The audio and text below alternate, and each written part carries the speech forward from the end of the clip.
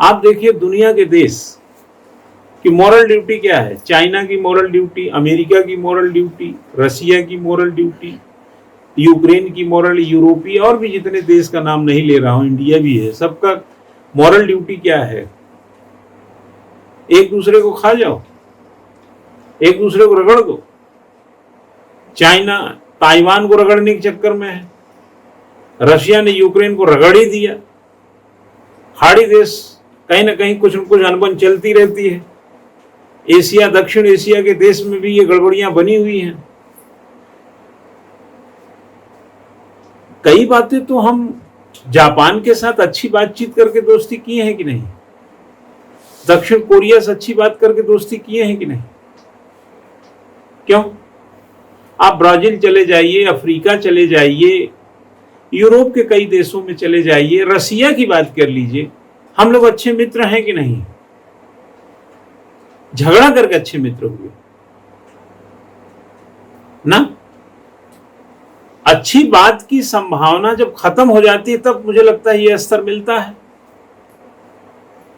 क्यों? पाकिस्तान जिस अवस्था में है, अगर वो अच्छी बात करने की परंपरा में निहित होता तो उसकी देश की हालत ये होती। आप पूरी दुनिया को टटोल लो बेटा, पूरी दुनिया का अर्थशास्त्र टटोल लो, पूरी दुनिया का पूरा विचार और दर्शन को टटोल लो और पूरी दुनिया के मन मस्तिष्क की जांच कर लो।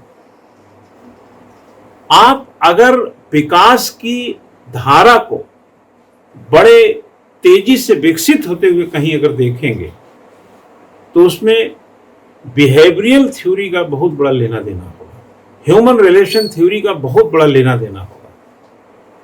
कंट्रोवर्शियल थ्योरी देख लेंगे, तुमसे निपट लेंगे, आंख दिखाना, वार कर देना, झगड़े पुतारू रहना, इस थ्योरी से हमें नहीं लगता कि दुनिया जहां पहुंची है वहां पहुंचती है। और जो लोग इस थ्योरी से जकड़े हुए हैं उनकी हालत भी अगर आप पड़ताल करेंगे तो वो रसातल में ही मिलेंगे। पाकिस्तान ने टेररिज्म का सहायता लिया, कहां खड़ा है? अफगानिस्तान में तालिबान पीछा नहीं छोड़ा, कहां खड़ा है? इराक वगैरह में चले जाइए, सीरिया वगैरह में चले जाइए, ये सब की हालात कहां पर है?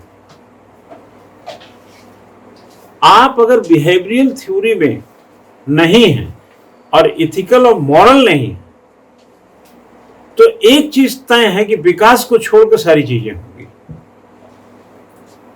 बस विकास नहीं होगा, बेहतर जीवन नहीं होगा, बाकी सब कुछ होगा। ध्यान रखिएगा, बहुत अच्छे तरीके से एक एग्जाम्पल देने जा रहा हूं। अमेरिका ने दुनिया के बहुत देशों से दुश्मनी ली। ईरान का उदाहरण ले लीजिए, इराक को रगड़ दिया, सीरिया के झगड़े में जाके देख लीजिए, इजराइल फिलिस्तीन के झगड़े में जाके देख लीजिए, यूक्रेन रसिया के झगड़े में जाके देख लीजिए, आप चाइना और ताइवान के साथ अभी जो होने जा रहा है उसमें भी जाके देख लीजिए, कोरिया, उत्तर कोरिया के साथ देख लीजिए। कहीं पर भी उसको अगर गुणा भाग करके देखेंगे, या लैटिन अमेरिका में चले जाइए, वेनेजुएला वगैरह के साथ कहीं भी जाके देखेंगे, उसका 36 का आंकड़ा 36 जगह होगा। लेकिन युद्ध अपने घर में नहीं लड़ता है, वो दूसरों के मैदान में लड़ता है। अमेरिका इस समय रसिया से लड़ रहा है लेकिन यूक्रेन में लड़ रहा है। अमेरिका हो सकता है ताइवान से लड़े, चाइना से लड़े, लेकिन ताइवान में लड़ेगा। सीरिया हो, इराक हो, ईरान, कहीं पर भी कुछ भी हुआ हो, अपने देश में ऊंची ऊंची बिल्डिंगें बनाता है, खूबसूरत सड़कें बनाता है, मेट्रो रेल दौड़ाता है, अपने डॉलर को ऊंचा रखता है, अपने दुनिया में अपना गुमान ऊंचा रखता है, दुनिया में अपनी ताकत को बड़ा रखता है, लेकिन युद्ध दूसरों के मैदान में लड़ता है। और वो बेवकूफ देश, अव्वल दर्जे के बेवकूफ ही कहेंगे, जो अपने विकास को भूलकर, अपने बिहेवियर को भूलकर, अपने प्रोफेशनल एथिक्स को भूलकर, अपने पॉलिटिकल एथिक्स को भूलकर, अपने डिप्लोमेटिक एथिक्स को भूलकर, अपने एग्जीक्यूटिव एथिक्स को भूलकर, अपने सोशल जस्टिस को भूलकर, अपनी कम्युनिटी को डेवलप करने वाला जो रवैया है उसको भूलकर अपने ही जमीन को युद्ध से खंडहर करा लेते हैं। तो सबसे ज्यादा जरूरत उन देशों को किस चीज की है? बिहेवियर की, बिहेवियर के साथ मोरल एथिक्स की। नहीं तो ये लड़ाई जो है, रहेगा मैदान तुम्हारा, मार ले जाएगा कोई और। यूक्रेन इस बात का बहुत बड़ा एग्जाम्पल है। नाटो का सदस्य हुआ, नाटो का सदस्य बन पाया नहीं है।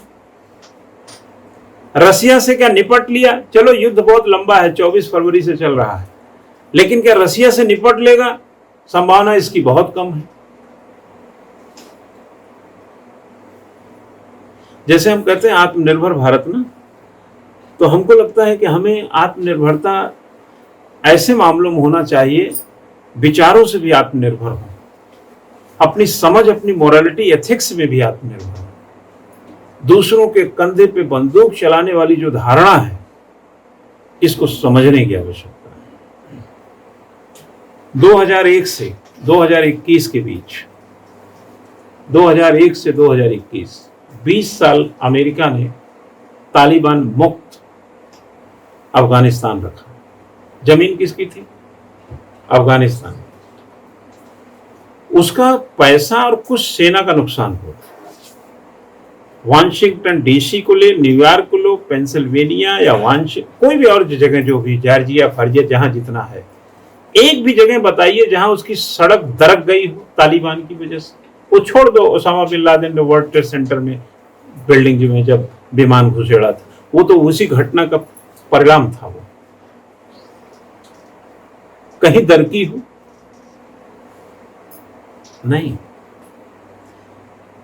आज बांग्लादेश हो, श्रीलंका हो, पाकिस्तान हो, यहां तक मैं चाइना की भी बात कर रहा हूं, इकोनॉमिकल, हम इंडिया में भी कम ज्यादा कह सकते हो, इकोनॉमिकली कहीं ना कहीं लोग क्राइसिस से जूझ रहे हैं। यूक्रेन की हालत तो खराब है, रशिया भी बहुत अच्छी अवस्था में, युद्ध लड़ने वाला कितनी अच्छी अवस्था में होगा। लेकिन सबके बाद अमेरिका कहां है? अजब की 36 दुश्मनी उसी की।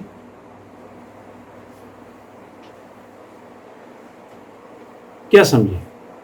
दिमाग भी रखो और उसके अंदर जो है उस समझ को रखो कि हमें विकास को कहां लेके जाना है।